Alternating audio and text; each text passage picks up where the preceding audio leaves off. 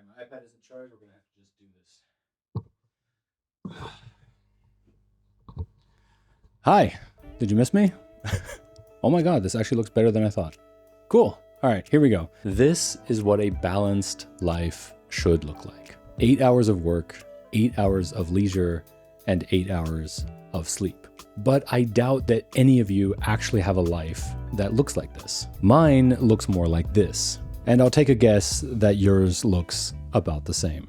So is having a balanced life actually achievable, or is it just fantasy? If you've been following this channel, you know that I've been away for quite a while. I went from being a freelancer who barely had any work and thus was able to spend a lot of time on making YouTube videos, running, photography, to now being a full-time employee working on average around 50 hours a week.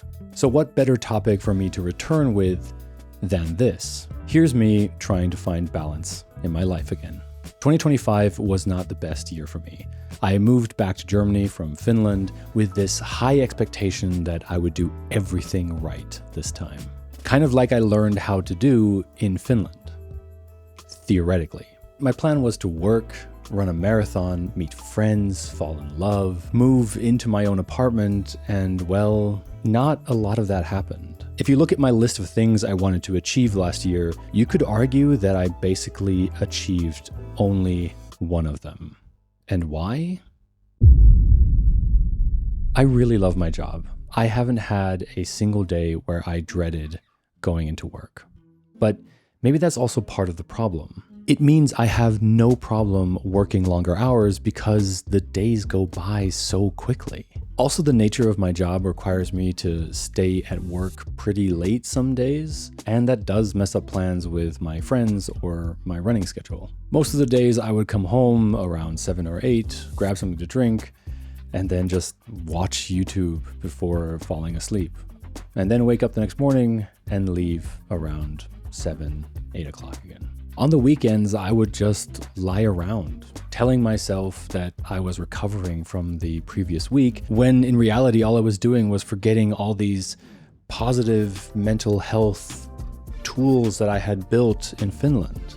It was so ridiculous how quickly I fell back into bad habits, and I was aware of it the entire time. I know that running makes me feel good, but I didn't run. I know that going out and meeting people makes me feel good, but I didn't make plans. It was easier to just lay on my bed and let my mental health get worse and worse and worse. So anyway, why doesn't this 8x8x8 rule actually work? Well, for one, who actually works only 8 hours? I don't think a single person in my team does, and I doubt you do as well. For one, in Germany at least, lunch is not paid working time. So if you're at work from 9 to 5, like that popular song says, you've only actually worked, according to the timesheet, for 7.5 hours. Also, commuting is not really something that I would call leisure time. Right now, it takes me an hour to get to work and an hour back with the subway and bus. So that's another 2 hours that I'm going to add to work time. That means that the 8 hours that I had reserved for work has now quickly become 10.5 hours. And I'm not even counting overtime. But like I said, I love my job and I wouldn't trade it for anything in the world. It is the best place I have ever worked. No, it's just a joke. I actually do really love my job. So when looking at the pie chart now, you can already see that just work is taking a huge chunk out of our day, but there's still a lot of other things to do. Grocery shopping, cooking, cleaning, exercise. And that's not even necessarily any of the fun things, but it's still all grouped up in leisure. I think it's easy for some people to dismiss how much time actually goes into chores, especially when you're living alone and you can't share this burden of some of these tasks. Sometimes you think that you have 4 hours after work to yourself, but oh yeah, you still need to go grocery shopping and then cook and do the dishes. And oh yeah, you wanted to exercise still too because that's the only thing that's keeping you sane. And then before you know it, you really only have like an hour of leisure time before you need to go to sleep. So you don't.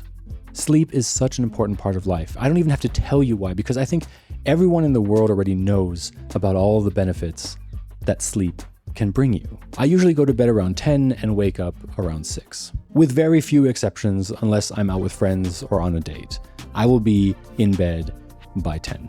But I know that's not the case for many people, and I totally understand it. If you've just spent most of your day working at a job that you don't like, only to come home and have to do even more things you don't want to do, chances are when you finally can sit down and watch TV or play a game or do whatever you want to do, you're going to sacrifice sleep so you can have a few more hours to yourself. And this is where the cycle starts. You sleep less, you feel crappy in the morning, somehow get through the workday, come home completely groggy and annoyed, then you don't do the things that you wanted to do, and then the tasks keep piling up while you're trying to find relaxation in TV, video games, or doom scrolling. And in the end, your pie chart is going to look like this. So how do we fix it? First, the non-negotiables, sleep. For me, it has to be 8 hours. If you are currently regularly only sleeping 6 hours or less and telling yourself that that is all you need,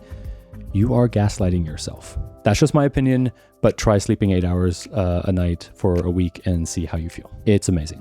Next, work. And yeah, sadly, it is going to be taking the most amount of time in your day. So I'm going to put it down as 10.5 hours. There are days that I work more and there are days where I can leave earlier. So I think this is a good average, which leaves me with 5.5 hours every day for leisure, which isn't a lot, but definitely enough to work with. I think if you break down your day like this, it helps to gain a bit of perspective.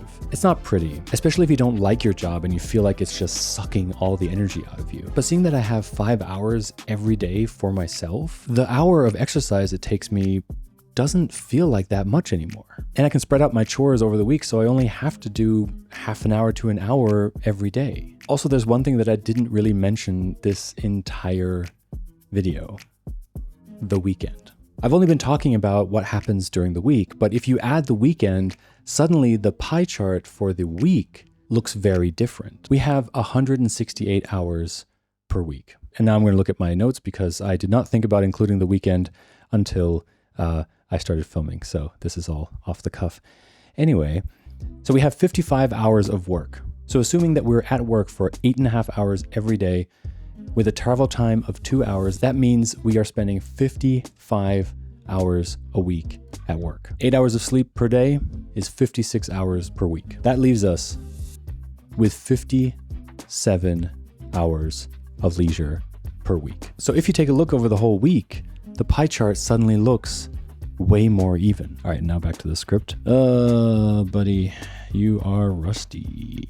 What I've noticed over these last few weeks where I've actively chosen to be more active during my leisure time is that I have more energy. Scrolling on my phone or desperately looking through YouTube to find some video to watch doesn't give me energy. It doesn't even make me feel relaxed. The best I've felt going to bed at the end of the day is if I did something after work. Met a friend for dinner, went on a date, exercised, played tennis. These things give me serotonin the way being alone at home just doesn't. This is not to say that there aren't days where I'd just rather be alone at home and just relax. But even then, those days feel better when I actively choose to have them.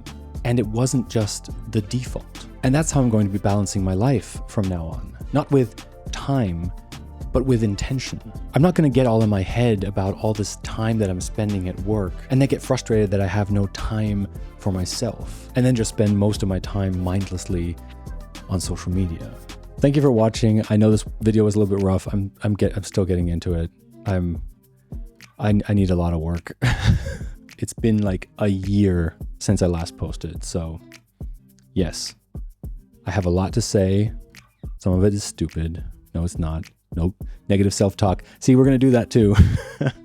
Oh my God. Anyway, that's it for me. Peace.